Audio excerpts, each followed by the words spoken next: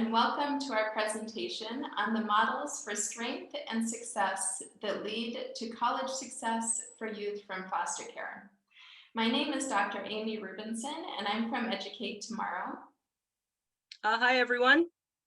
My name is Lorianne Gianti, and I am a longtime advocate in the child welfare system in Broward County.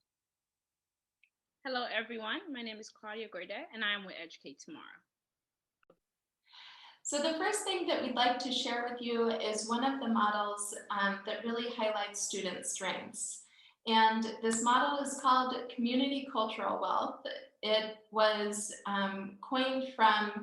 really developed from the concept of cultural capital, but it's intended specifically to highlight the strengths in communities of color and individuals of color.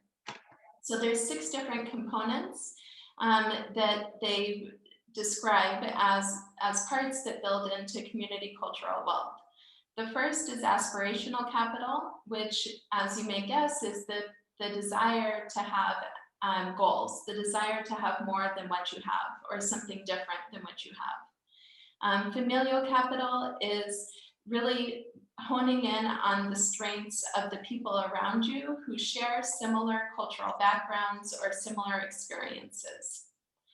Social capital is similar to that, but it's really focused on the network of folks who are going to get you to the next step. So maybe they're more professional contacts, but they're very close to the individual and people who you can really count on to get you into that next step. The next type of capital is navigational capital.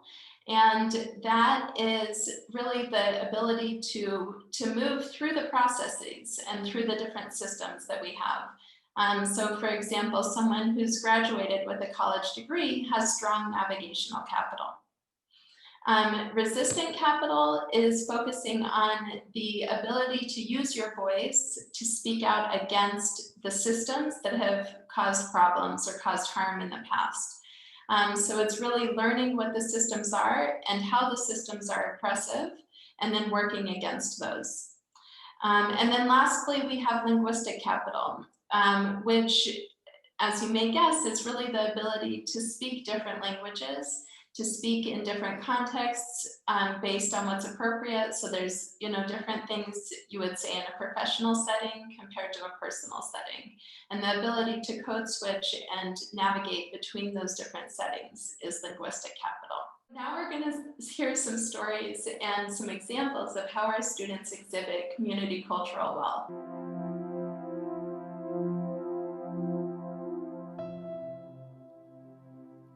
We moved to North Carolina to start Fresh. Fresh only lasted 2 years. We came back to Florida and the abuse started right away. DCF has been a part of my life for as long as I could remember. Due to my mother being mostly absent, our education was never a priority. I was never good in school and even failed a grade due to the constant moving around. So my 2nd grade teacher would pull me aside to help me catch up. The trust and bond I had with her was life-saving. I would tell her a little bit about my home life, but never into details. The abuse my siblings and I faced at the hands of my biological mother's boyfriend was constant. It was too much. It was to the point where the abuse could turn to my younger sister. That's when I knew something needed to be done. I told my teacher everything. She told me everything would be okay and she would take care of it. A few days later, on January 13th, 4 days after my 9th birthday, DCF came to pick us up. My brother took off running, my siblings were crying. My biological mother brought our clothes in trash bags, told us to come look for her, and I was scared, but I knew where we were going had to be better than what we were living. I was in care for 7 years. Growing up in foster care, you don't feel like your voice matters. With countless case managers, foster siblings, guardian ad litems, you learn to go through the system and try to do well in what you know. For me, that was school. I loved it because I could control it. I had a voice in what I wanted to do. When I found Florida Youth Shine, it empowered me to share my story, use my voice, become a leader, advocate for change, and make things happen. Through Florida You Shine, I met other young people who were in foster care. People like me. People who truly understood. I found lifelong friends. I found a family.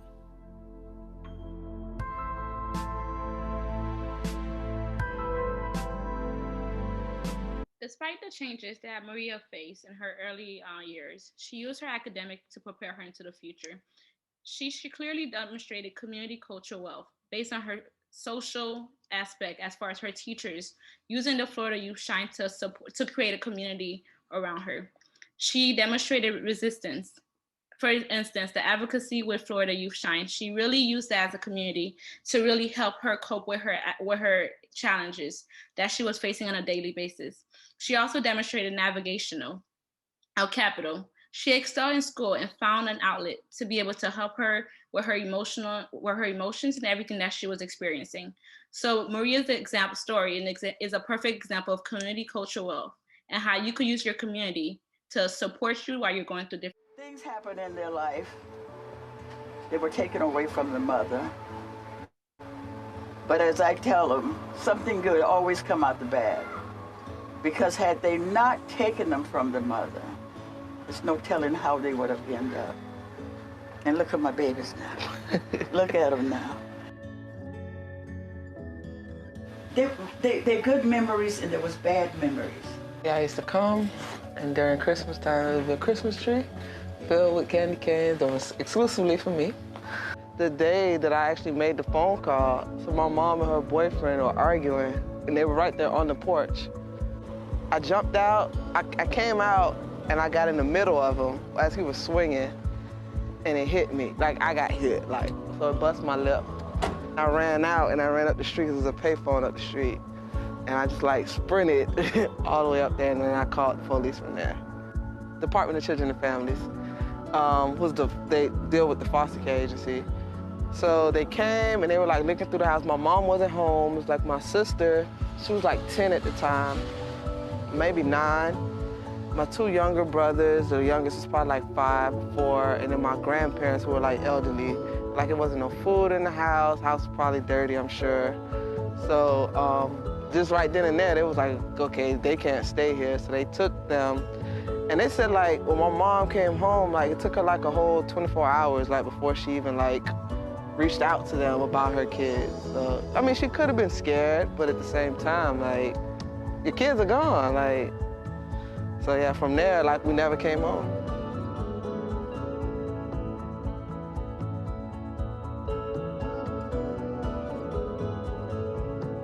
They couldn't really understand, like, why I wanted to dress the way I dressed, did the things I did. Like, basketball is my world. And for them, that was like, nah, like, what are you doing? That's a direct path to hell.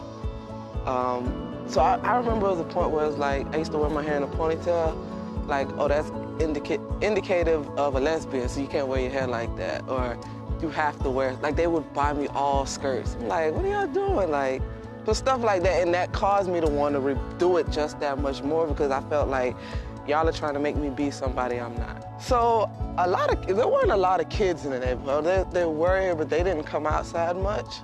So whenever I came outside, I was either walking to that library or to that park. But I would say most of my memories, happy memories, are centered around basketball. Really? And when they realized that was all I wanted, they took it away. Like, that was the only thing that could get to me. Like, there was literally nothing else, like, that would bother me. And when they did that, I was like, are you serious? For me, like, my confidence was coming, I was getting there, and it was like, how could you take that from me? Like, and I don't even think I was gonna start that game, but I was the first person off the bench. Like my team needed me, and, like, y'all took that because you could. It was like you was waiting on something, and you snapped. I feel like I'm getting emotional talking about it.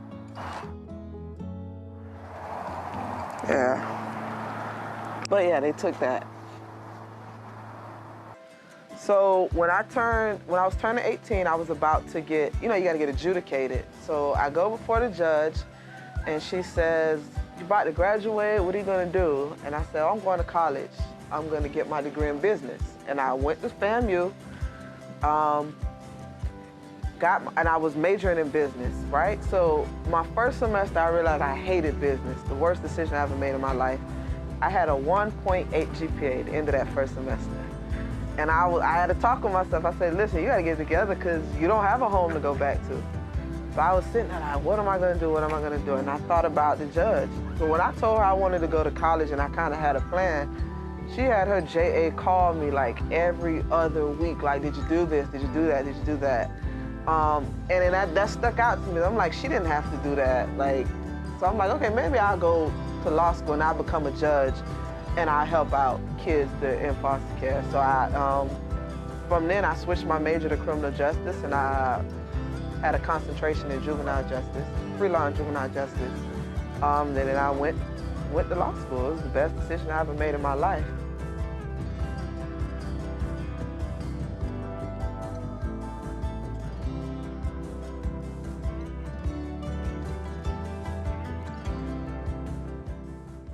Rocky's story is like the story of many others, sometimes having to make a hard decision when you know things are not okay at an early age. So Rocky truly shows in various aspects, from social to aspirational to resistance, navigational, how she navigated the system.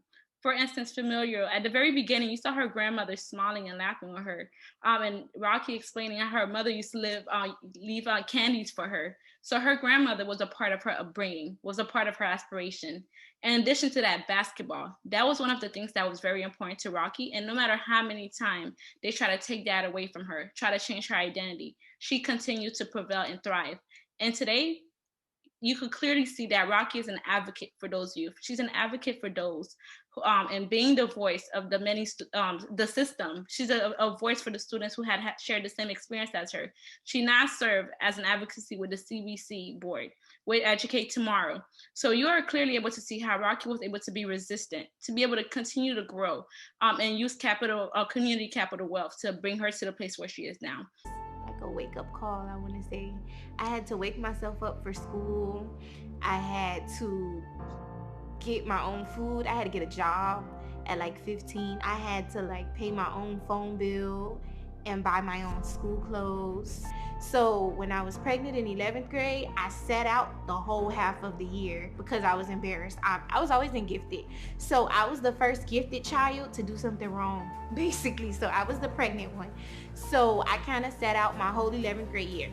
So when 12th grade started, I remember it was like a January. Yeah, it was like January. And the principal called me to his office and he's like, hey, we're kicking you out. I had a little itty bitty baby. She was like 4 months. I was crying. And he was like, yeah, I think it's best that you get your GED because at this point you have to make up a half of a school year. So he was like, honestly, that's impossible. So he was like, I think your best bet is to just drop out now. I'm gonna send you to an alternative school. You're really smart. You can get your GED in 2 weeks. I cried my eyes out. Like, that was terrible.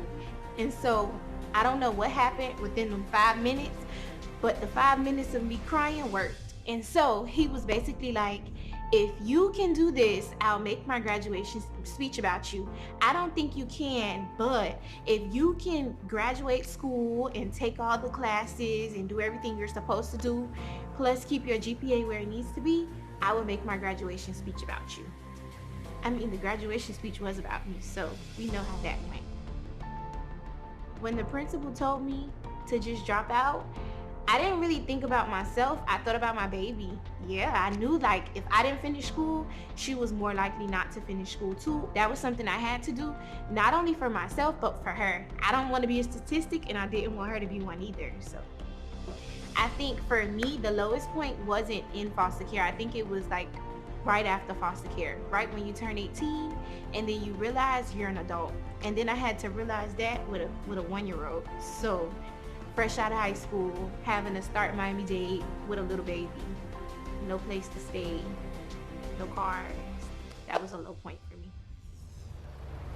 I remember when I first started Miami-Dade, I was at that time like a full-on single parent. Like I wasn't with my child's father.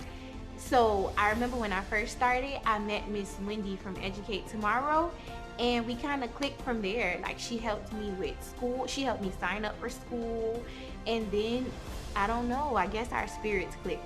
She was like a life coach, I want to say, because yeah, I met with her. I told her my problems. She gave me solutions, or sometimes she was just like a listening ear. And then from there, after, yeah, I graduated from Miami-Dade.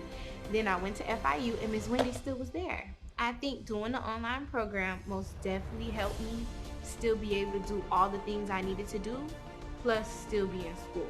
Because I was taking like 5 online classes. During the summer, I took 6 online classes. So I was taking a lot of online classes, but I was still able to like be a mom. I was still able to work full time. I would come home. I would be really tired though, but I'll come home, make dinner, put the baby to sleep, and then study. So I feel like me talking to Miss Wendy every week, or me going to the Educate Tomorrow meetings once a month, yeah, they helped a lot because I needed it. I really, really needed to talk to somebody where I wasn't the leader. And I'm always the leader in every situation, but sometimes leaders need to follow people too. Even if it wasn't that, even if it was something as simple as, I am sad, or I'm depressed, or not even depressed, but exhausted. That's the word. I was exhausted a lot. So even if it was something like that, I really, really, really needed it. And you know, I don't tell Miss Wendy enough, and I don't tell Miss Varzi enough, but yeah, the program helped me so much, because now that I think about it, we went through so much in our 3 years. Educate Tomorrow has always been really supportive. They were at my first graduation. They come to like the parties that I invite them to. So they've always been really supportive. So yeah, it's kind of like a family thing. So when Miss Varzi came, it was like, oh look, my aunt. It wasn't like a, oh look, it's Educate Tomorrow. It was kind of like, oh look, family. If I was to sum up what my future would be in one word, I would say bright. No more crying, no more sadness, no more worries basically. And I know I'm still gonna worry, but I won't be worried about the same things. If I could say one thing to Educate Tomorrow, it would definitely be thank you. Thank you to Miss Wendy. Thank you to Miss Varzi. Thank you to Educate Tomorrow for helping me and guiding me and mentoring me and giving me the tissue to wipe my tears when I needed them. And yeah, giving me the motivation that I needed when I literally was gonna throw in the towel so many times. Thank you for all of those things, but most important. Valeria turned her can'ts into can. When people told her, her teachers, her school principal told her she couldn't, she used that as a determination to say she can. So whether it was through her high school experience, when she was in high school and having to have a child while she finished her academics, or during college, being able to continue, she literally was able to build herself up, to build her strength and build her abilities from the challenges that she faced. So in the social aspect, she used her college coach to support her as a vessel to move on to the next step and eliminate any barrier that could potentially get in her way. She developed navigational strength, and she instilled in school as a not only as a student but as a mother, navigating and thinking about her daughter every step of the way, dreaming not only for herself but for her child and the future of her child. And also aspirational. She did not let her principal deter her from being able to get a job, to earn her degree and achieve higher education. So Valeria, she is thriving and she is building from the challenges that she have experienced. And last but not least, we're going to hear from DeMarco Mott. Can't get rid of me. This is my lovely family over at Educate Tomorrow. And I just wanted to thank you. I mean, again, it makes me so happy inside to see our graduates. I can't even put it into words that, you know, I'm on the big stage most times arguing with the legislators, and, you know, they can't make us feel like this. They can't make us cry like this, because, you know, it's a different connection that we have when we come to our Educate Tomorrow family. And I think that key word is that it's family. And I think that part really, it always drives home. Every time I think about, man, I think I'm going to walk away from this work. This thing is stressful. And I think about the dedication that Ms. Varzi would have put in, and, you know, those Fridays with those Publix chicken wings and Little Caesars pizza, I might as well tell you, they stay to the back of my mind until this day. And it gets hard in this advocacy realm, but you think about things like that connection that we always have. I mean, even in the virtual world, I don't know how Ms. Varzi those kept it going, and Siobhan, but they did. And I think that's something that keeps us pushing. I mean, at the end of the day, we graduated, but I think the most important part is we have a family that would always be here. And I thank Educate Tomorrow as a whole, every single one of you, for being there, standing in that gap. And one thing I always thought about, I said, man, we have turnover rates that are amazing across the child welfare system. Every agency seems to have turnover rates at 100% these days. But when we look back at Educate Tomorrow, we have all the same familiar faces because it's something different. It's not just a job. That's my family we're talking about. And even the ones that are new, those are my families that grew up right alongside me. And I think that's the big difference. And I thank you all again for giving me that. You know, it's a plus. It helps us. It keeps us going, and even in the background, it keeps us moving. I have a few millions to make, and I want everyone on the call to make those few millions too. Because I was looking at my pictures, and we didn't have a gala, and we got to have that gala. And I think we need to put some money into that. So I got to get on the ball to make sure we have that gala next year. But again, congratulations, everyone. I love you all, and I'm not going anywhere. So keep going. Marco shared his experience and how Educate Tomorrow has been more of a family to him, providing support and receiving support to him every step of the way, and how he views this as a community for him that has been there every step of the way. He has gained navigational by earning his degree and starting his very own business and thriving. He plans on making millions, and we are here to support him. And he also demonstrates resistance, using his voice to create change, using his voice to advocate for others that have been in his position. So these are just some student stories about how they have demonstrated community capital wealth from their challenges and everything they have experienced. Now that Amy and Claudia have presented the first model, I'm going to present a second model that we as advocates and how to best help them as advocates and as agency and higher ed agents and workers.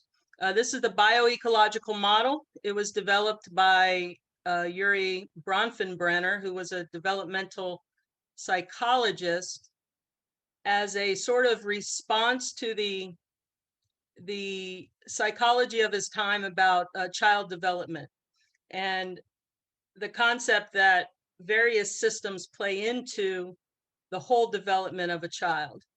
This model that we're using here, this version has been adapted for a foster child so that we can get an idea of the developmental issues and layers in a foster child's life, and take a closer look at the microsystem, which is the immediate and direct environment in an individual's life. And so most notably here is the fact that for a foster child, there may be duplicates. There's a birth family and there's a foster family. There are additions of foster care agency workers, foster care, child welfare agents all around. Also notable for a foster child within the microsystem is the importance of understanding the changes that come with the initial placement into foster care, as well as the potential for changes in placement during foster care. And if we think back to the videos that we saw, a couple of examples to highlight. Within Valeria's microsystem, she highlighted the importance that a principal played by encouraging her to, well, at first, discouraging her that maybe she could finish, but that ultimately motivated her to finish and ended up the discussion of his graduation speech. So these direct interactions that people within the microsystem have really can have a strong effect. The video of Rocky, if you remember, had both a negative example and a positive example. So the negative was the foster family that she ended up in. They were not a positive influence, yet that was her daily interaction of living and of her family at the time. She also highlighted the positive effects of a judge who was in her microsystem because of being a foster child, and the importance that that played in her overall success. And next, in the mesosystem, the mesosystem is comprised of the interactions and relationship between those in the microsystem, but not directly with the foster child.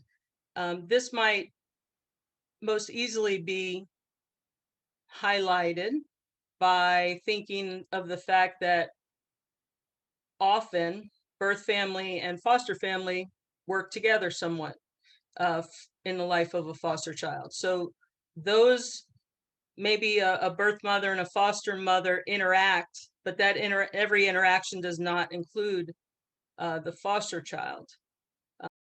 Another aspect of this can be how institutional agents work with each other. For instance, how foster care agents can help the transition for college by working well with college agents. So those relationships can be developed among foster care professionals and higher ed professionals without the children being involved at all, but yet it positively impacts. Now we're gonna go forward to the next layer in this model, which is the exosystem. So the exosystem refers to happenings or situations that affect an individual, in this case, the foster child, even though they are not directly involved with it at all. The first happening in the life of a foster child that is within the exosystem may be whatever circumstance got them brought into foster care to begin with. Whatever was happening, an easy example is a parent who has a drug or substance abuse problem. That does, the child is not involved with that activity, yet that activity has now changed the life of that child. So these are situations beyond the control of the child. Policy and program issues. The child is not involved with making those decisions, or they have no input into much of that till they get older and part of one of your systems, which is good. Then they have a lot of input. But the young foster child doesn't make rules about placement, doesn't make rules about placement changes, doesn't make rules about tuition waivers or subsidies, vouchers for houses while they're in college and so forth. Yet these systems, these agencies, these policies in the exosystem, you can see they have a major impact on the foster child. So again, as advocates, we understand that these are important issues that ultimately impact the individual. And if you think back to the videos again, to try to put a face to some of these, Maria, in her video, expanded a good amount on situations in her home prior to coming into care. And as a child, she had no control over those, yet they're what led to her placement. And again, the thing that strikes me most about this system is the way that we can all help steer policy, laws, legislation toward systems that help foster children in their pursuit of higher education. The next system, the macro system, is pretty much the broad context, the culture in which an individual lives. Can include a lot of things, including socioeconomic status, ethnicity, race, heritage. Valeria highlighted this super well, I think, when she was talking about her words, not mine. She said that she was embarrassed to go to school because she found herself pregnant. And so that was a idea, at least an idea in her head, of the culture that she thought it was going to be embarrassing to go to school pregnant.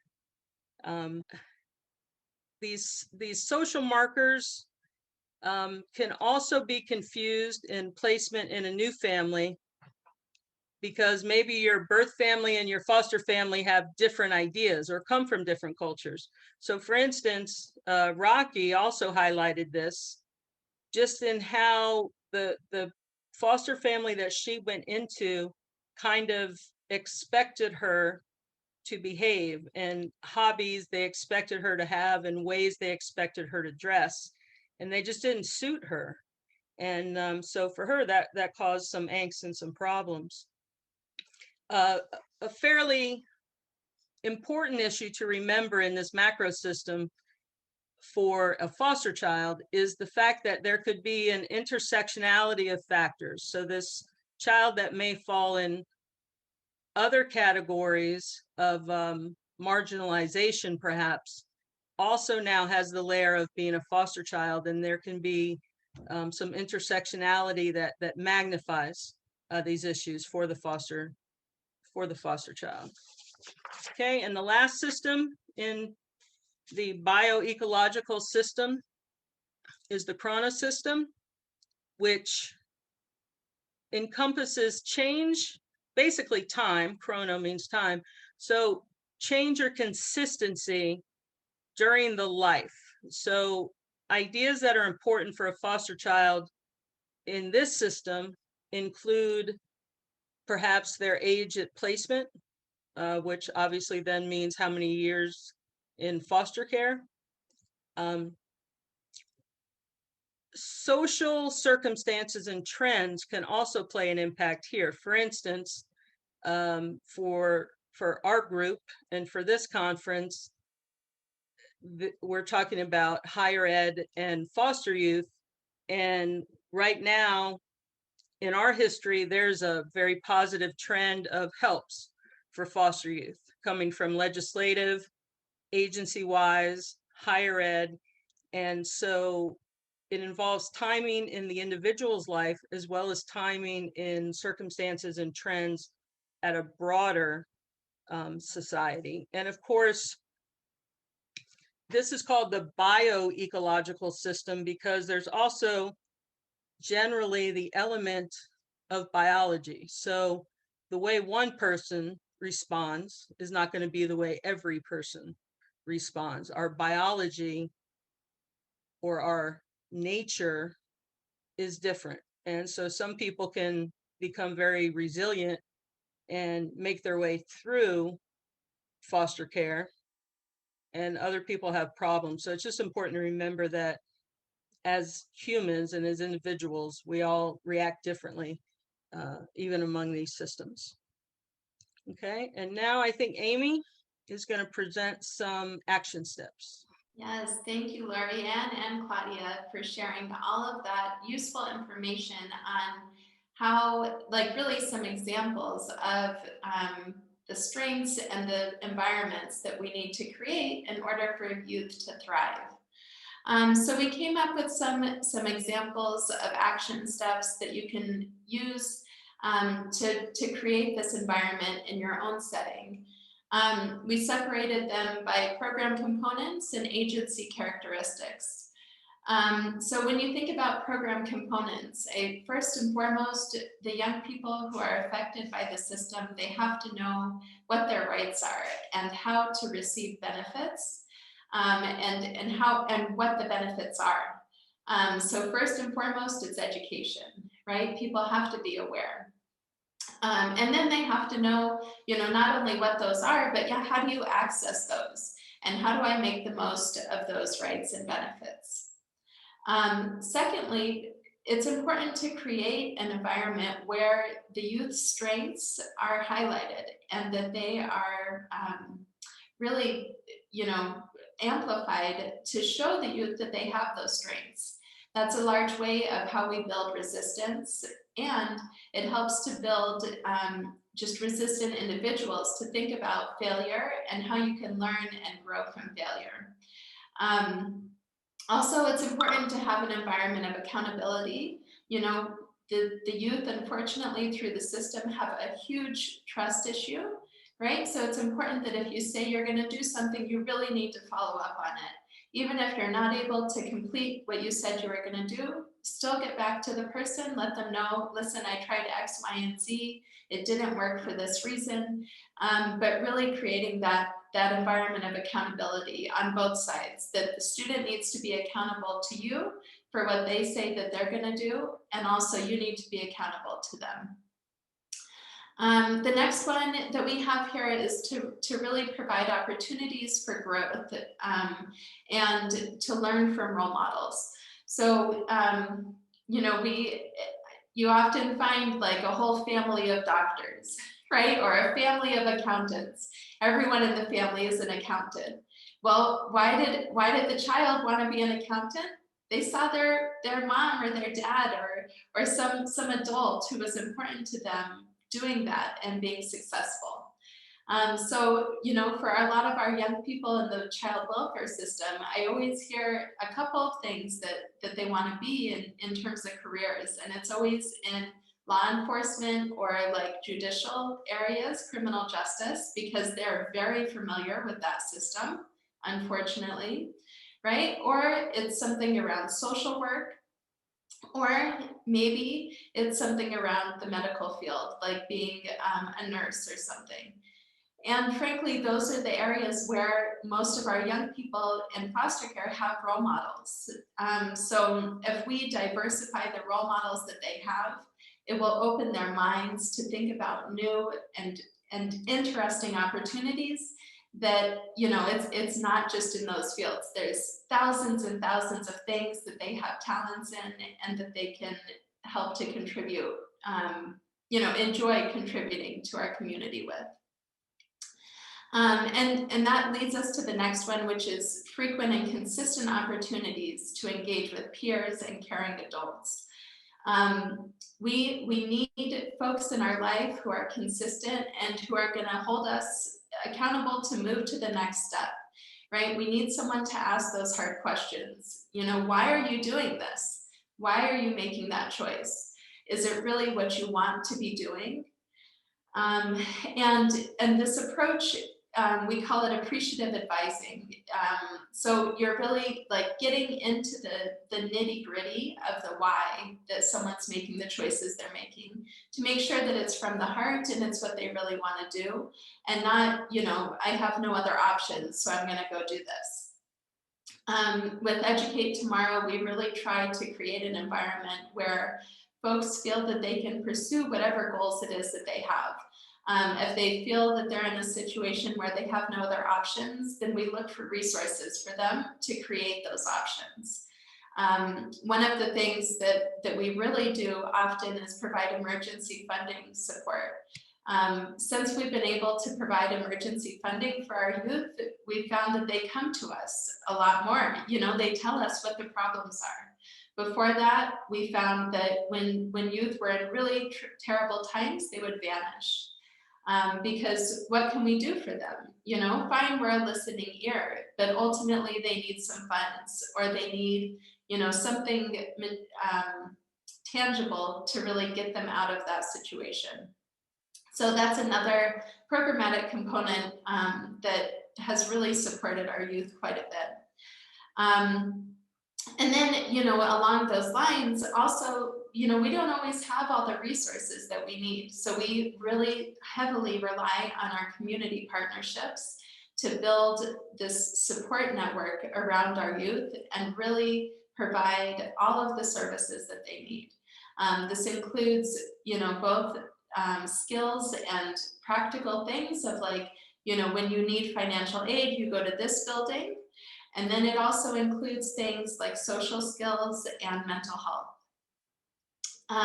When thinking about the agency environment, it's important that the youth can share their voice. You heard in all of these videos that really when the youth were in the foster care system and going through the system, they felt that their voice was quieted and that they were not allowed to say anything. It didn't matter.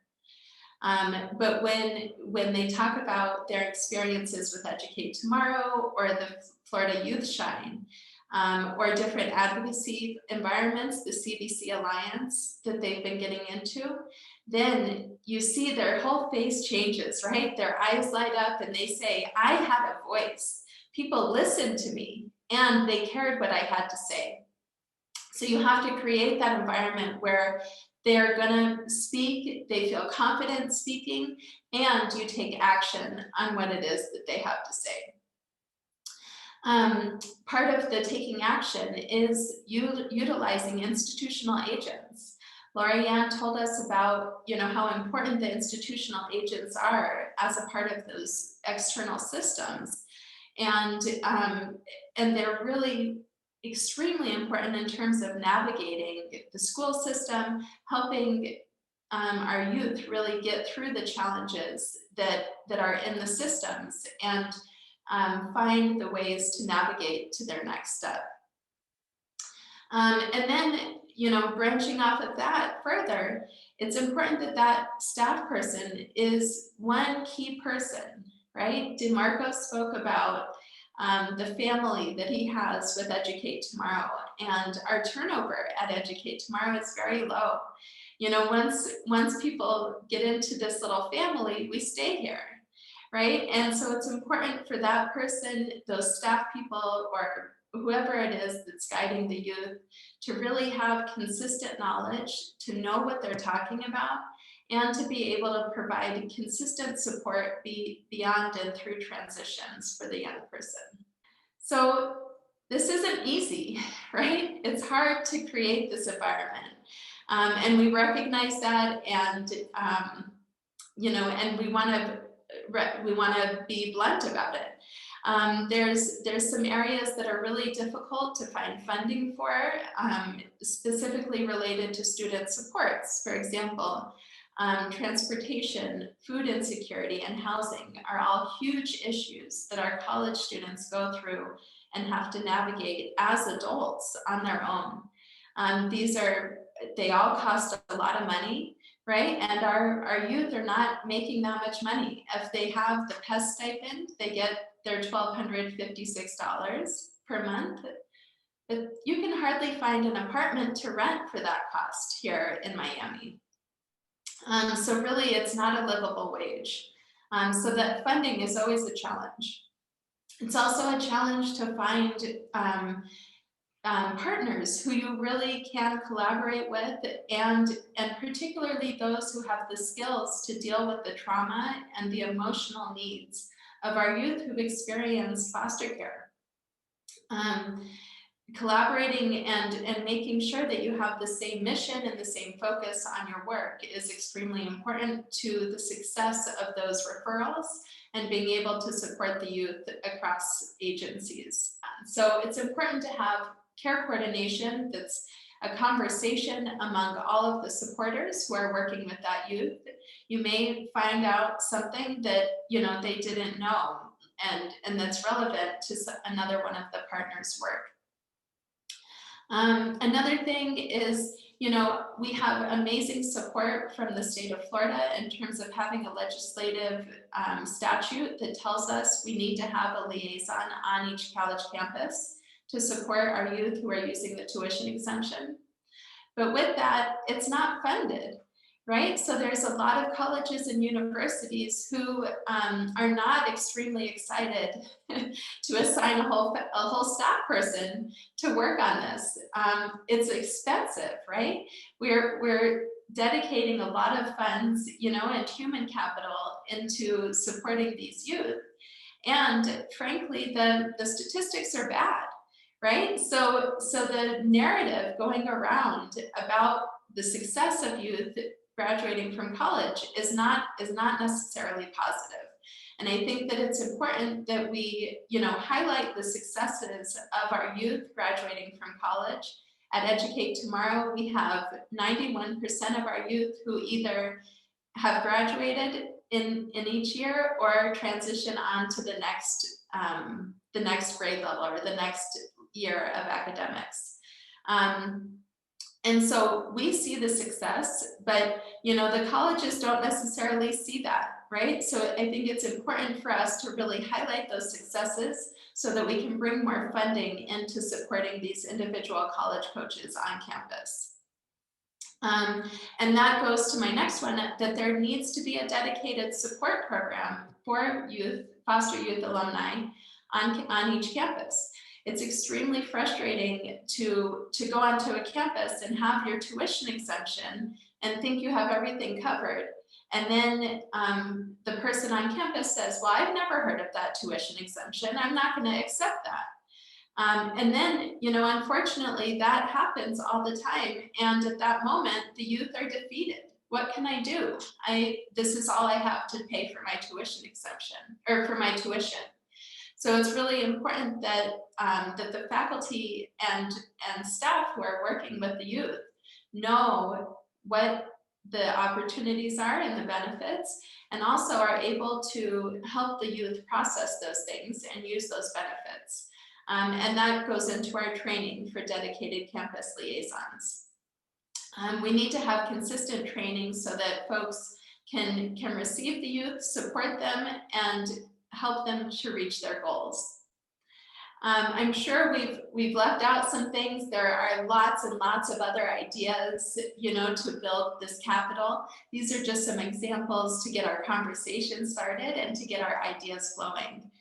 We've created a one-pager for you with this information. You can scan it here, and you'll be able to look it up, and you can print it, keep it handy at your desk for future reference. Thank you all so much. We appreciate your attention and look forward to any comments or feedback. Thank you.